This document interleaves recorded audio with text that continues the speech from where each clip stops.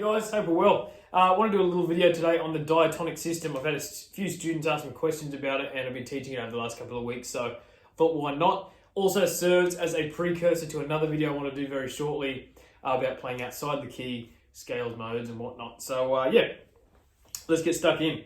So we're going to cover the trifecta, the big hitters. So scales, arpeggios, chords, all diatonic. We'll do triads, we'll do sevens, and we'll do all the modes. I'm going to show you the simplest way to go about them.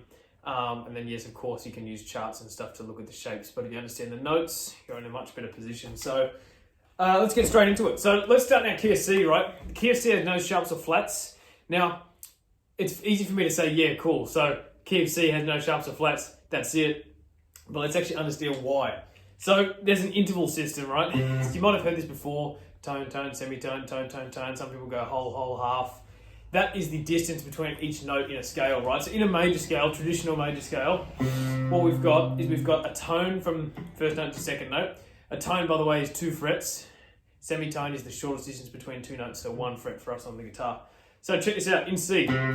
Tone, tone, semitone, tone, tone, tone, semitone. Missed a note there. That was good, wasn't it? Tone, tone, semitone, tone, tone, tone, semitone. What that tells me is, if I know my notes, C, D, E, F, G, A, B, C. Answering my own question now, C major has no sharps or flats. Obviously, we want to play that in a more, guitar applicable method. But if we translate that idea to different keys without even thinking about the circle of fifths first, if we go and say G, right? Same method. Tone, tone, semitone, tone, tone, tone, semitone. My notes, G, A, B, C, D, E, F sharp, G. G has 1 sharp in it, that is an F sharp. Now, your order of sharps is always the same. F, so I remember this. Father Charles goes down end to end's battle. F, C, G, A, blah, blah, blah, blah, blah. So you can flip that for the order of flats too. Battle ends, end down goes Charles' father. That was what I learned as a kid and I still use it to this day.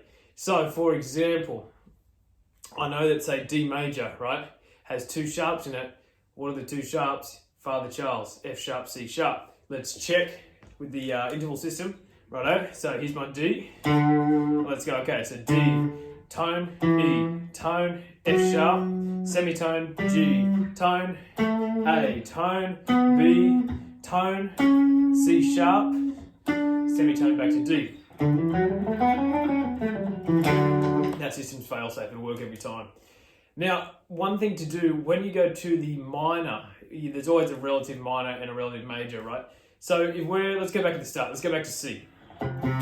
Now, our relative minor, to figure this out, there's a couple of little hacks you can do, especially on the guitar, right? So if we go back 3 frets, 1, 2, 3, from that C, that is our relative minor, which is an A note. Yeah, so it's A minor is our relative key. What relative key means is you're literally playing the same notes as you did the major, just starting on that minor note, which is in this case the A, 3 back or 3 half steps back. So if we play A minor, A, B, C, D, E, F, G, A. Now, yes, the tone, semitone is different now, but it's just starting from the 6-1. So if you go, okay, like tone, semitone, tone, or tone, righto, so this will be the next one. So if we go, righto, A, tone to B, semitone to C, now you're back to the start. Tone, semitone, tone, righto.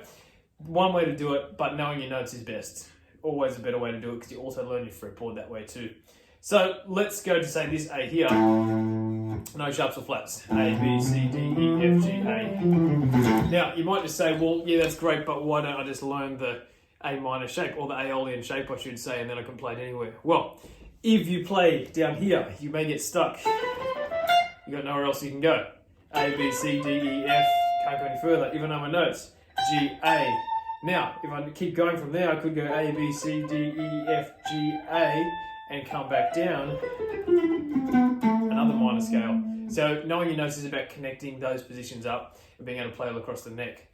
So when you go to your modals, right, all your little modal business, when you do this, it's the same thing diatonic. I'm playing the same set of notes, I'm just starting off a new note every time. So your order of modes, right, Ionian, Dorian, Phrygian, Lydian, Mixolydian, Aeolian, and Locrian. So Ionian is the major, Aeolian is the minor, which will be the 6. So 1 being major, 6 being minor. If you flip it around the other way, you're in a minor key, 1 is your Aeolian, and 3 is your Ionian, that's your major. So check this out. C major we figured, C, D, E, F, G, A, B, C. What if I play Dorian, which is the next mode along? It means I start on the second note. The shape's different, notes are the same. D, E, F, G, A, B, C, D. Next one is Phrygian, starting on the third note, which in this case is E. Same notes, different shape. E, F, G, A, B, C, D, E. Next one is Lydian, starting on F, fourth note. F, G, A, B, C, D. Oops, sorry. Next one is Mixolydian. Now a minor, relative. Starting off the A, Locrian. And now back to our major. So, traditionally you'll see people play them like that in their shapes already, so I'll go all the way through for you. Major, Dorian, Phrygian, Lydian, Mixolydian, minor, Aeolian, Locrian, back to Ionian. Alrighty, so the next thing that I try and do here is use just your major scale shape, but start off each consecutive note, and then you technically play in the modes, but you're doing them in one position. So, major, Ionian, starting off with D's Dorian, Phrygian, Lydian. Know what I mean? So, I'm still playing the same notes, just like I did when I went across the neck, but I'm in one position. This just helps visually understand what's happening with this diatonic system, I think. So, good little look in.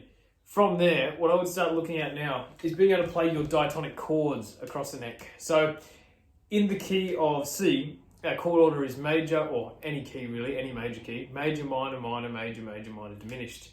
We have to do them in that order to make sure all the notes stick in that key. So even though you're playing multiple notes in different orders with all the chords, you're only playing the 7 of the scale. So in C, we get C major, D minor, E minor, F major, G major, A minor, B diminished, and C. Back to home. If I don't do that, there'll be a note that's outside of key. So let's say we went major, minor, major. You can hear it sounds different. It sounds a bit odd. Reason being, if we go through and check the notes, righto, so we got an E there, we got a B there, that's fine, those two work. Another E, ah. We have a G sharp. Doesn't fit in the key. Technically that one is non-diatonic. So that's why that order is what it is. Major, minor, minor, major, major, minor, diminished. Back to C. If we do that in a different key, let's do it in G. So G has an F sharp, but the chord order is the same. So we'll go major, minor, minor, major, major, minor. Now our diminished that I was saying before, and then back to major. Little interesting thing to look into. If you can do that with chords, you can do it with arpeggios too. So the arpeggios, well, chords and arpeggios are the same thing, right? Arpeggios are just played one by one. So if you can do your chords, your arpeggios has the same order. So we go back to C, major, D minor. I'm just playing them very linear so you can see. E minor, F major, G major, A minor, B diminished, and then back to C. I would challenge you to do this in different ways, not just one direction like that. Same with the chords, but just so you can see nice. So you can do it multiple ways. You can get C major, C major. You know what I mean? They're all the same notes. Find the different methods to do that. This is a really cool system that I like to do. This is fun. So if you play your Ionian scale, let's go on a different spot because we've been hammering this position. Let's go up here. All the way down.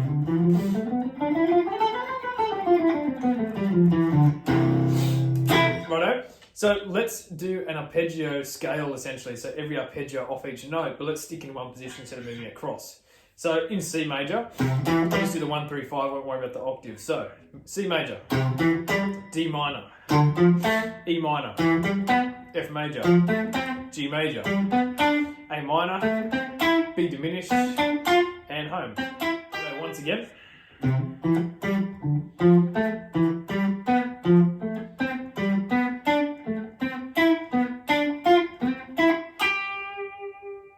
That is all my arpeggios in the key of C.